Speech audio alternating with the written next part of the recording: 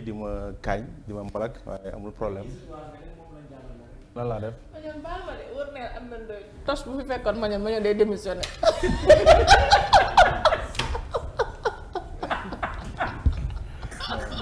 xale yi ñu ngi lay nuyu bu baax. xale yi sérieux wuñ quoi.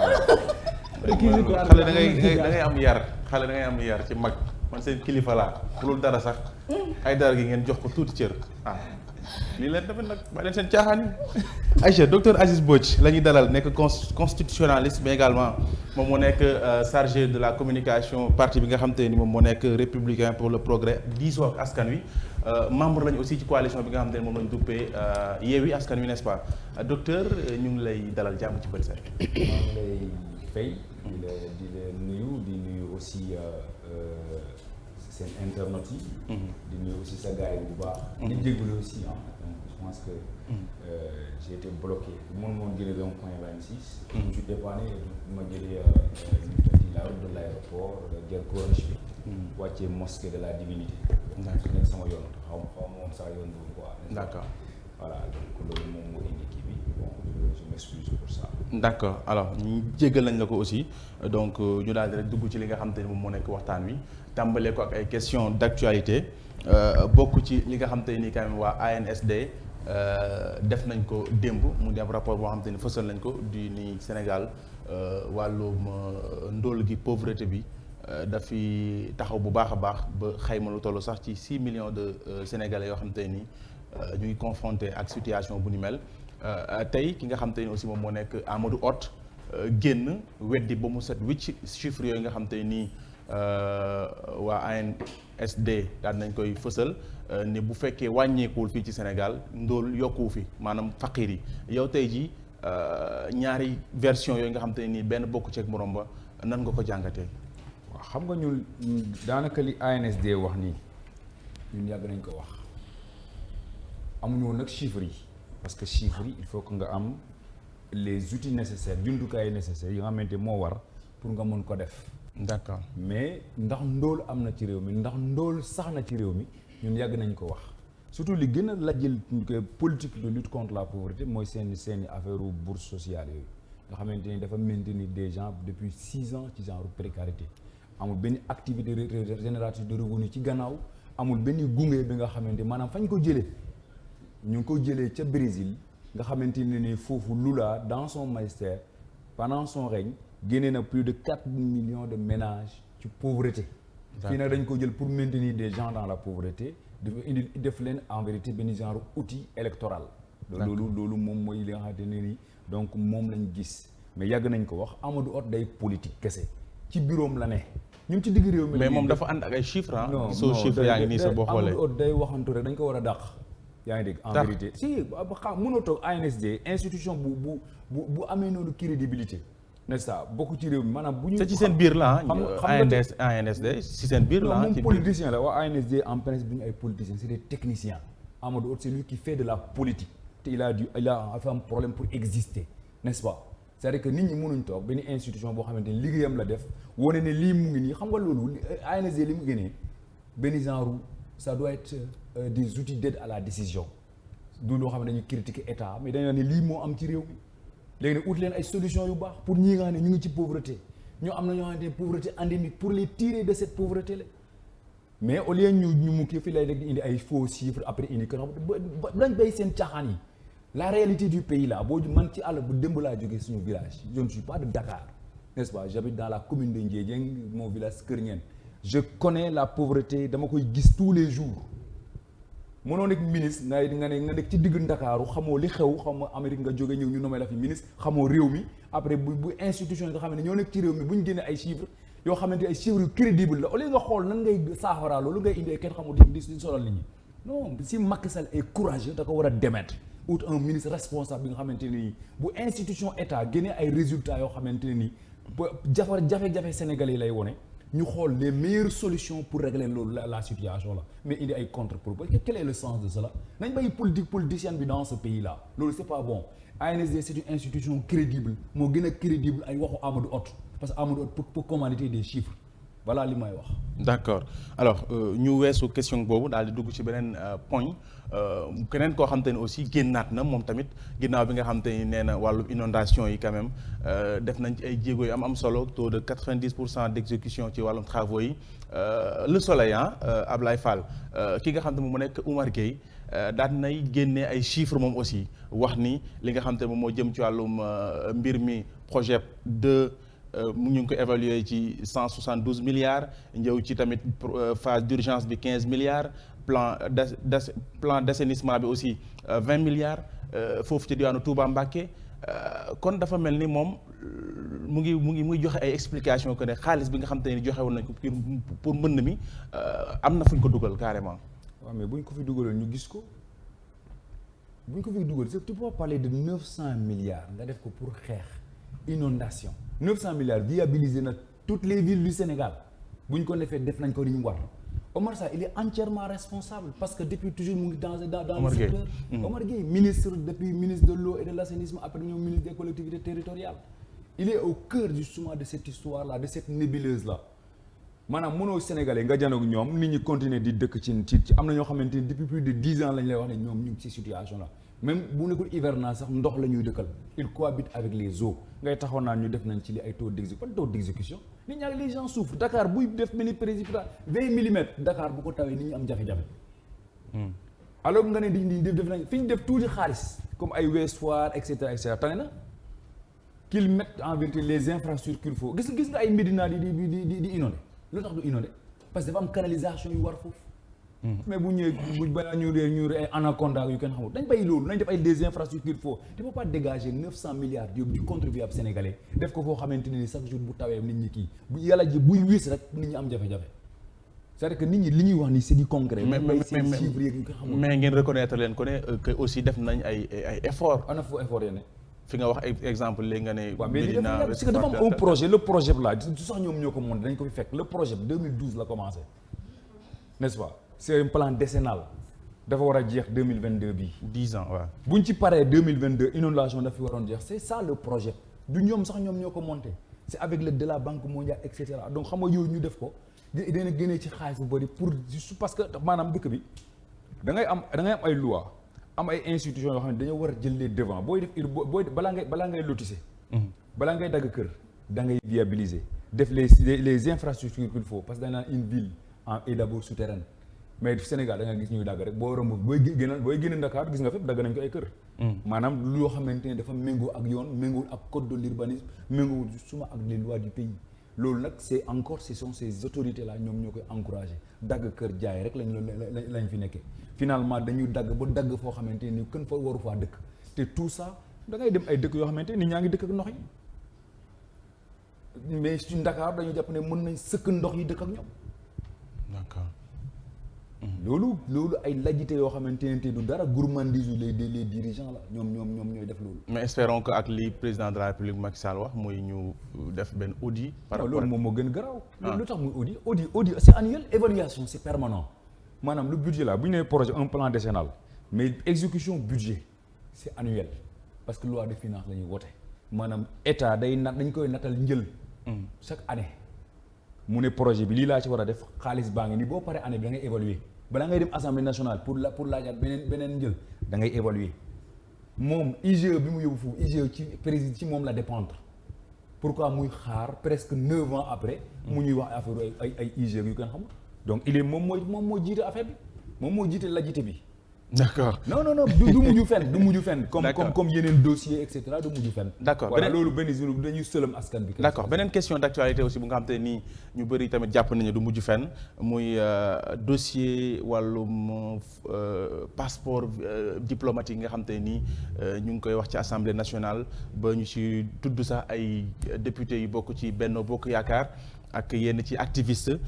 mais li nga xam te ne la ñu jégg mooy que ne am na ci ñenn ci député yi nga xam ne ñu bokk ci Benno Bokk Yaakaar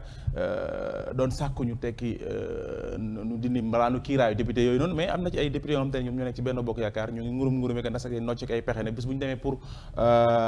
daal di sumbi seen mbalaanu kiiraay dinañ wote non contre ci dossier boobu ñu solidariser wu waaw loolu du cëru Assemblée nationale quand un de vos pairs est cité pour des malversations pour ay infractions seeni yoon li nga xam ne moo war ci ñoom. parce que loi moo ne balaa ñu leen topp nañ leen tàggu mais li nga xam ne moo war ci ñoom nag en vérité ñu livrer leen à la justice. ça ce serait un mauvais député ce serait un président extrêmement dangereux bu nekkee parlement bi day protéger justement des gens qui sont supposés être des délinquants loolu lu garaaw la nañ leen jox ñu dem défendre ji parce que c'est pas parce que libéré na leen que bu ñu demee dañ leen di condamner bu nekkee defuñu mais ñu bàyyi leen loo xamante ne dafa war a mujj fenn mais amuñ ci yaakaar aussi gis nga ko parce que le président Macky Sall dans son pouvoir mosul habitué wu sanctionner un partisan moom ci ñi ko faral déedéet ci loolu scandale bu ne ngay dégg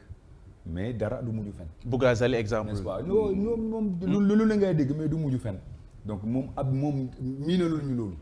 donc xam naa ne nguur goo xamante ne galayaabe la donc buumi et voilà donc li des amul te loolu moo xëy na moom moo tax mu am jeexital ci nekkinu askan bi pauvreté bi parce que bu nekkee bu la leer ne boo yoree boo luubalee dara doo la ci fekk mais nga luubal simplement. mais activistes yi ñu ciy tudd nag ñoom activistes yi aussi c'est malheureux xam nga ñooñu man je suis de Kaolack ces garçons là xam naa leen très tôt bon gaa awma ko ñoom contact direct mais xam naa ne ñun biñ nekkee foyer lycée moment boobu lañ commencé di sumeeku ñoom di def seen i kii donc bi ma jiitee président amical fac de droit fii donc sama gars yi jël nañ leen prestation foofu le ki jiite Y'en a marre bokk nañ classe c'est un ami démb rek ñu ngi échanger ay messages bokk nañ classe à Kaolack 4e 3e ñoo nekkoon foyer lycée donc c'est des gens je suis solidaire à eux donc maintenant li ma jàpp mooy que dëgg lu ma bett la bu nekkee am na parce que ay jàmbaar lañ donc ay traversées yu métti lañ traversé ces garçons là donc bu nekkee ñoom mën nañ nekk ci loolu donc mais dans tous les cas na justice te liggéeyam donc li xew nii bu mu nekk un prétexte bu mukk en vérité donc pour permettre ñu jël daane ñu mais docteur man li ma xaw a yéem mooy ci dossier boobu cerveau yi ñi nga xam te ne la ñuy wax naan moom mooy député yi nga xam te ne ñoo bokk ci Benno Bokk Yaakaar concentré wuñ ci ñooñu de ñi ñu gën a concentré moom mooy tey ji activistes yooyu noonu quoi. waaw mais loolu la wax loolu moo tax may la duñ nangu ci réew mi nii ñu jël laq ay doom di duma ay doom yaakaar naa li ñuy wax ci député yi moo gën garaaw ay affaire mariage parlementaire parce que ñoo fi naan boo nekkee jabaru député mën nga am passeport diplomatique. Gaa ñi dem di takk ci mbedd mi rek jax na c'est-à-dire que affaire waru sax yem foofu ana officier d'état civil yi maanaam c'est scandaleux ana officier d'état civil yi nga xam ne ñoom ñoo célébrer ces faux mariages parce que dafa may acte de mariage état si maire yi def loolu.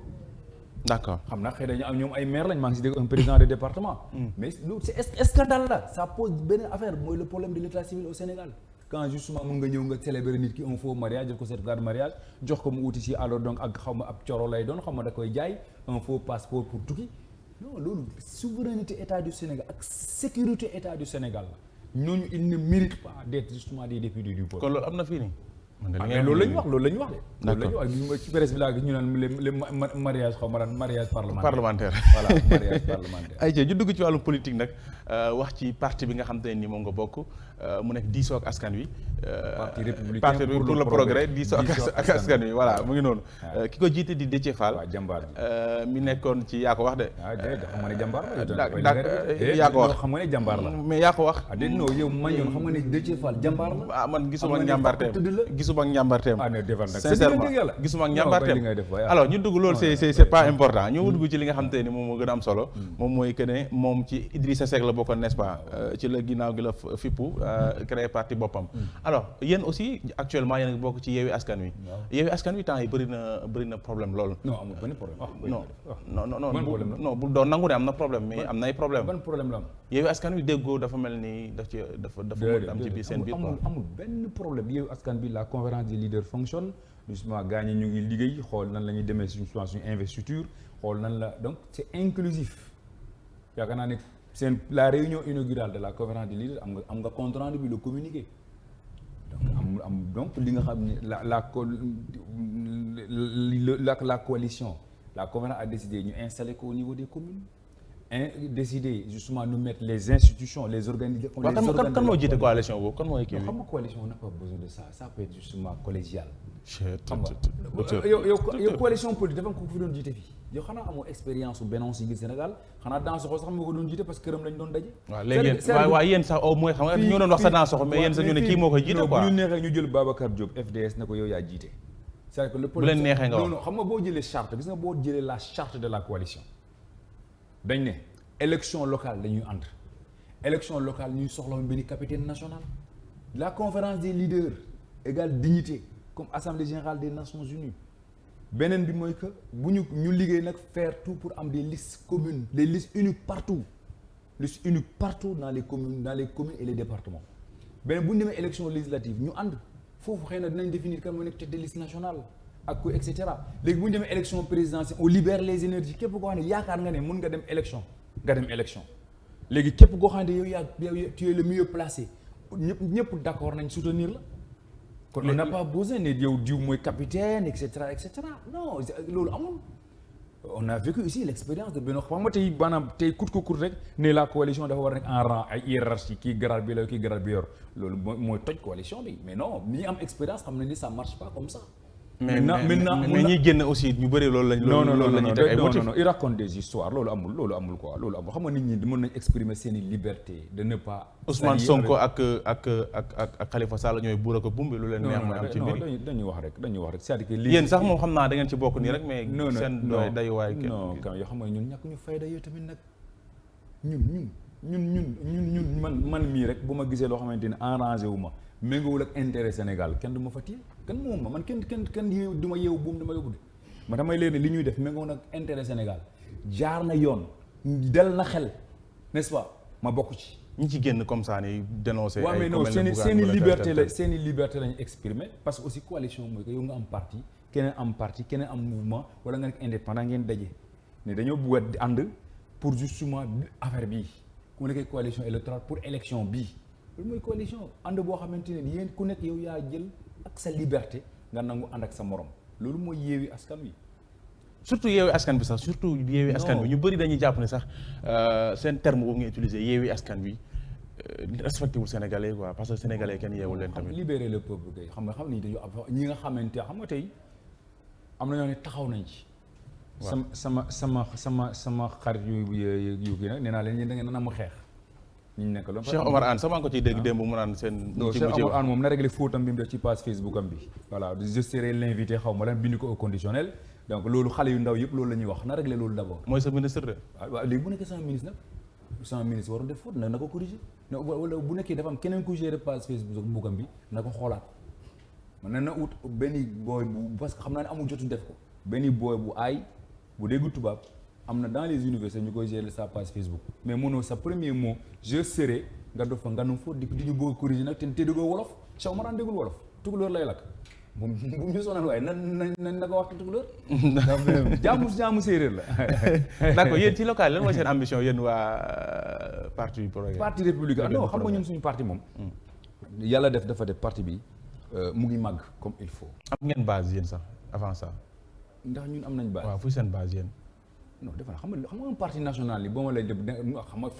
fan lañ. fan ngeen maanaam fan ngeen bëgg maanaam mairie bu Dakar tey soxla ngeen ko wala exemple. non bëri na ay mairie ñun bëri nañ ay en tout cas des responsables yoo xamante ils sont en train de briguer les suffrages de leur commune de leur constitution comme par exemple man je suis candidat dans ma commune te damay gagné maire ba fa ne xam nañ damay gagné ñi ma jënoo ñëpp xam nañ dama leen di gagné. ñëpp xam nañ ah. ginnaaw dëkku kii Ousmane Tanor Dieng kër ma jëbal waaw. non wooteel fa nag koo fa xam boo fa xamee ni rek woo ko ne ko loo xalaat ci candidat yi fi ne. wooteel c'est que Aziz man gis naa say photo ay ñett nit topp la nii bu mbaaru loolu moo la jay. s'il te plaît. monsieur kii. non gis naa photo yi. s'il te plaît. gis naa photo yi aussi. s'il te plaît Mandione. Mandione n'est-ce pas. Mandione man dinaa dem Ndofane su may dem dinaa jàdd Ndiédiène. def ko crochet xool ba moi je t'invite là-bas le dimanche. n'est-ce pas normalement dinañ lancer le tournoi bi nga xamante ni c'est à mon nom au niveau de la commune je t'invite là-bas le dimanche. ah Ndiédiène c'est pas loin de Ndofane je suis de Ndofane dinaa fa jaar xool vérifier. alors non boo xamee nit foofu rek wooteel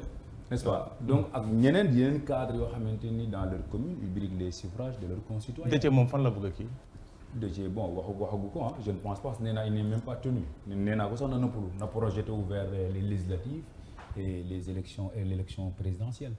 D'accord Dakar gi ñuy wax naan Barthélémy Diaz lañ bëgg a kii ci Yewwi Askan Wi yéen ànd ngeen ci wala. nañ ci waxtaanee rek buñ ko waxtaanee alors donc bu nekkee lu yenu maanaa ñu consacre pourquoi pas parce que affaire yi xool affaire maanaam ces investitures là.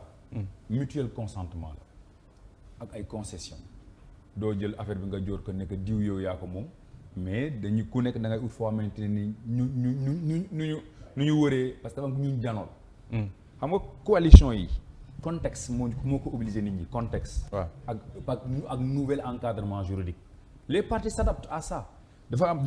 am lu xew bees. c'est pas parce que ni dañoo xëy def ay coalition parce que bu amu doon élection du maire au suffrage universel direct. ak caution nit ñi ku ne mun na da nga doon kii waa joo xam ne day dem élection créer liste te leer na ko ne benn conseil wala ñaari conseil lay mun a am mais c'est pas parce que day am loolu que moom du utile day utile ci conseil municipal bi mais léegi nag boo ko defee tey. maanaam non seulement da nga def caution te boo nekkee indépendant duñ la delloo sa caution parce qu'il faut nga am 5 conseils beneen bi mooy que le maire là dañ fala conseil municipal bi falatu ko maanaam boo nekkoon benn conseil kese nga amoon yow sa liste tu joues un rôle important bu nekk justement le conseil mooy fal parce que nit ñi mën nañ la seet si mais léegi nag askan bi ñooy fal maire bi directement les partis et les coalitions s'adaptent à ce nouvel encadrement juridique bi nga xamante ne nguur gi moom moo ko def uniquement pour wàññi parti politique yi pour wàññi candidat yi beneen bi mooy que pour créer la discipline dans ses rangs parce que moom moo am jafe-jafe bi mu am moo ëpp doole foofu ñi jafe-jafe bi ñu am. D'accord moo tax les gens s'adaptent justement à cette nouvelle réglementation. D'accord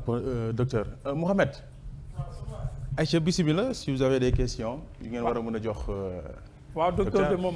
docteur dafa def li nga xam ne xale yi dañ cee sawar mooy maître bu tardé moo tax dama leen di bàyyi rek ñu daal di tàggatoo parce que fi mu toll nii waxtu wi daanaka jeex na ñu ngi ci 9h47 minutes. des na 13 minutes yooyu bay li ngay def. non émission bi moo des 13 minutes. mais yow sa waxtu jeexul yàgg yow 9h30 nga waroon a wàcc plateau bi 9h pile nga waroon a yéeg maanaam yow sa heure wàcc plateau bi romb na bu yàgg donc dina jaajëfal ci wuy si bi docteur. alors docteur sama dernière question kon. mooy yow PRP tout ça à toute façon ñu ngi leen di invité ci inauguration suñu siège bi gis ngeen ko suñu siège bi sur la VDN la. gis naa ko ngeen def ñaari photo gis ngeen suñu siège bi seen siège bi non inauguration bi la parti sérieux da ngay am un siège. Déthié Fall ñu ngi ci VDN gis naa. voilà jàmbaar ji ñaari photo ngeen fa def. man li ngay wax jàmbaar man gisuma ko man dama ko mere ci élection yi fii lañ ñëw gars yi di kaas gendarme yi ñëw dóor benn lacrymogène moo njëkk a daw dugg ca permanence ba man j'étais avec Idi ci kii bi kon man mënuma ko kii comme jàmbaar leader da ngay ne ci kanam. non def na yow da ngay ñeme après élection yi. dafa daw moom benn affaire la Déthié du daw. maa ngi fa woon. maintenant par rapport à la brutalité policière boo nekkee responsable nga. di jiite ay troupes. tamit doo jiite ay nit doo nangu ñoom ñi nga àndal maanaam ñu sacrifier Déthié du daw n'est-ce pas. keroog mais am na comportement boo xam ne bu ko amee tey ñi mu àndal. ñoom si moom ñoom ñooy nekk victime de la brutalité policière. man boobu ba léegi dama ko bëggoon gis pour wax ko mais comme am nga occasion bi. soo demee yóbbante mais Ousmane yow it comme ni la ko docteur waxee Déthié dawul da doon moytu donc moytu ak daw bokkul du say pas mooy affaire moytu. mais jël responsable pour bañ ñi nga xamante ñoom la àndal ñu gaañ leen. ah ok parce que am na lu taxawee ñoom ñooy suñu policiers yi.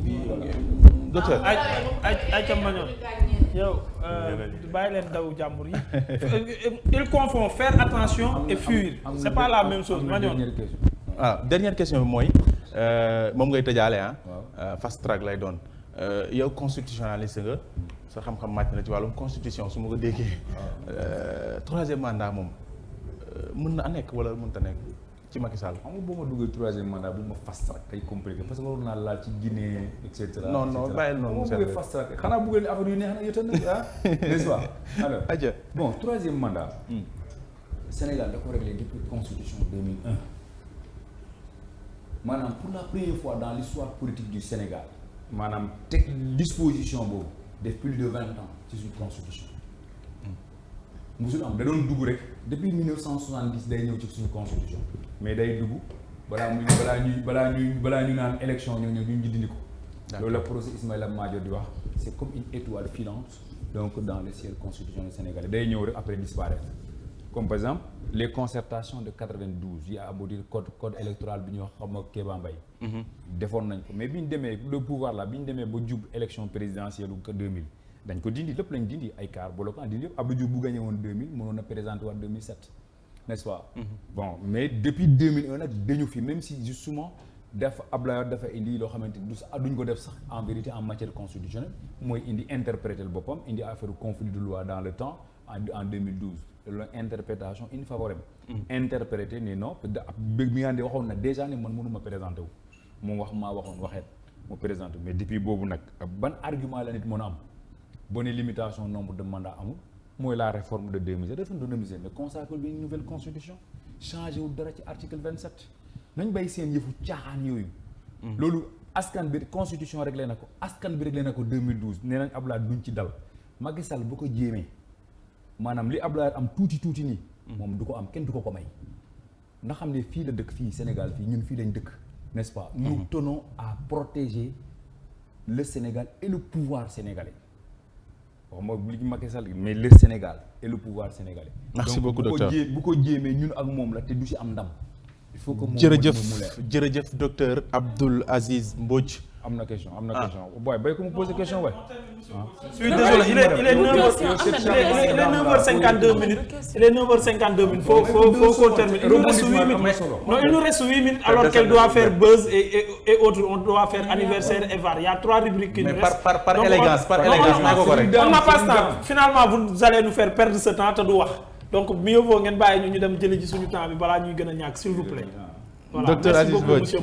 constitutionnaliste chercheur enseignant nga foofu ci wàllum droit donc yaa nekk chargé de communication parti bi nga xam te ne moom moo nekk républicain pour le progrès diisoo ak askan wi maam nga aussi ci yow askan wi ñu doon am mbégte gu mag di la dalal ci bët set.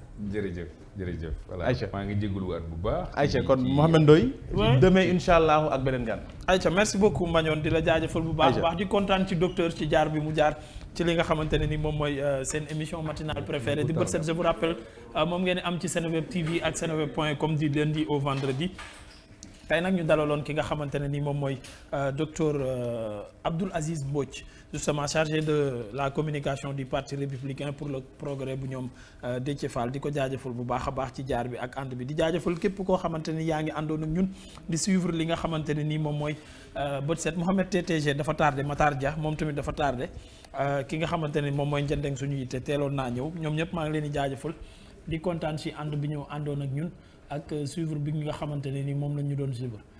bu gaa yi noppee rek ñu dem def li nga xam ne moom mooy buzz du jour bu ñu ci jógee daal di enchaîner ak anniversaire yeeg var bi soxna si na nga def li nga bëggoon a wax yëpp mën nga ko dajale nii wax ko instant yi